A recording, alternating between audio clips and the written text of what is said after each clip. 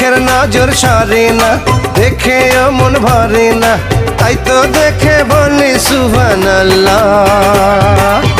মাশাল্লাহ মাশাল্লাহ, নিজ হাতে কি বানাইলেন